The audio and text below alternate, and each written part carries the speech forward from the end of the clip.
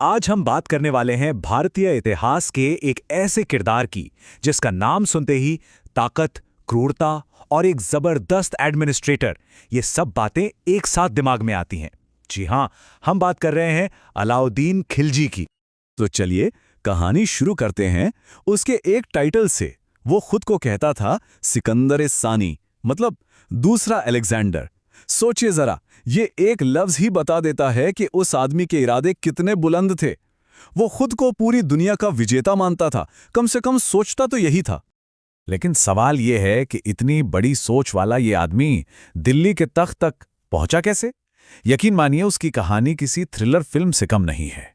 इसमें चालाकी है, हिम्मत है और हद से ज्यादा क्रूरता भी।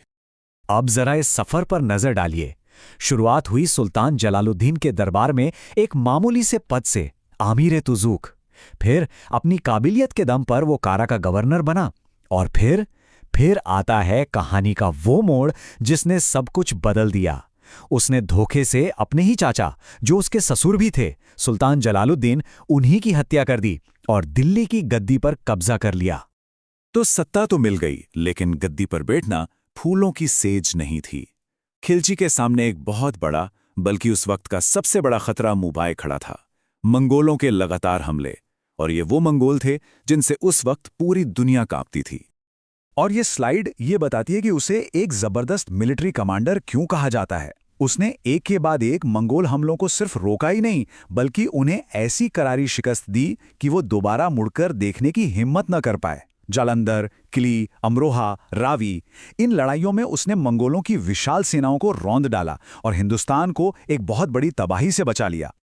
लेकिन खिलजी के लिए खतरा सिर्फ सरहदों पर ही नहीं था, खतरा अंदर भी पनप रहा था। देखिए, हजारों मंगोल जो पहले के हमलों के बाद दिल्ली के पास ही बस गए थे और इस्लाम कबूल कर चुके थे, उन्हें नए मुसलमान कहा जाता था। खिलजी को उन पर रत्ती भर भी भरोसा नहीं था। उसे लगता था कि ये सब उसके खिलाफ किसी बड़ी साजिश का हिस्सा हैं।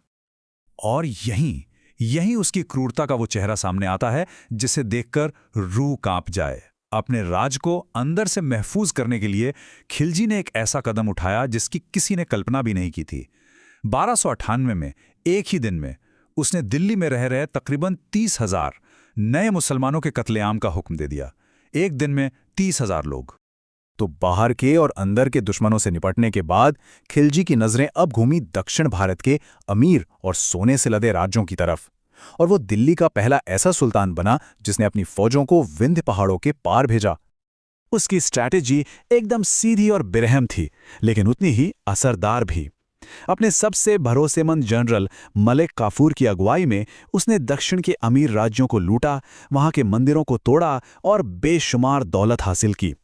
जो राजा हार गए, उन्हें मजबूर किया गया कि वो हर साल दिल्ली को भारी भरकम टैक्स चुकाए।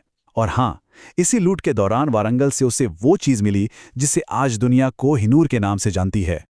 लेकिन इतनी बड़ी फौज और लगातार लड़ाइयों का खर्च सिर्फ लूट के माल से तो नहीं चल सकता था, है ना? खिलजी को एक मजबूत, एक कंट्रोल्ड इकोनॉमी की जरूरत थी।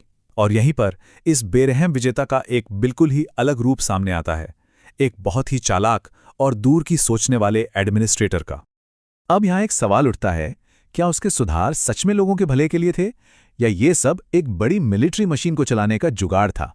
इस स्लाइड को देखिए। उसने खेती की पैदावार पर टैक्स तो बढ़ा दिया, लेकिन साथ ही बीच के दलालों को सिस्टम से ही हटा दिया। इससे हुआ ये कि किसानों पर बोझ कुछ कम हुआ और राज्य की आमदनी सीधे खजाने में आने लगी, और इस पैसे से वो अपनी विशाल सेना का खर्च उठा सकता था। और ये शायद उसका सबसे बड़ा और सबसे क्रांतिकारी कदम था। उसने मार्केट को ही कंट्रोल कर लिया। अनाज, कपड़े, दवाइयाँ, मतलब जो भी ज़रूरत की चीज़ें थीं, उनकी कीमतें फिक्स कर दी, और वो भी बहुत कम। अब आप सोचेंगे कि ऐसा क्यों किया? मकसद सीधा था, वो अपने लाखों सैनिकों को कम और फिक्स सैलरी दे सके। भाई, जब चीज़ें सस्ती होंगी तो सैनिकों को कम तनख्वाह में भी गुजारा करने में कोई दिक्कत नहीं होगी। ये उसकी मिलिट्री स्ट्रैटेजी का एक इकोनॉमिक हिस्सा था। तो हम खिलजी को आखिर किस तरह याद रखें? उसका जो दौर था वो विरोधाभासों से भरा हुआ है। एक तरफ तो वो एक बेरहम लुटेरा और कातिल है, तो दूसरी तरफ एक ऐसा शासक जिसने मंगोलों से इस देश को बचाया और इकोनॉमी पर ऐसा कंट्रोल किया जो पहले कभी नहीं देखा गया था। जनवरी 1316 में खिलजी की मौत हो गई और विडंबना देखिए, जिस इंसान ने धोखे से अपने चाचा को मारकर तख्त हासिल किया था, माना जाता है कि उसकी मौत भी उसके सबसे करीबी, सबसे भरोसेमंद आदमी मलिक नायब के हाथों हुई। मतलब उसका अंत भी विश्वासघात से ही हुआ। तो आखिर में सवाल यही बचता है, अलाउद्दीन खिलजी एक क्रूर, जालिम शासक था या एक शानदार, काबिल रूलर? शायद इसका जवाब इतना सीधा है ही नहीं। वो एक ऐसा शख्स था जिसने भारत को एक बहुत बड़े बाहरी हमले से बचाया, लेकिन उसी के साथ अपने ही लोगों पर बेइंतहा जुल्म भी किए। उसकी विरासत बहुत पेचीदा है और आज भी हिस्टोरियंस के बीच एक बड़ी बहस का मुद्दा बनी हुई है।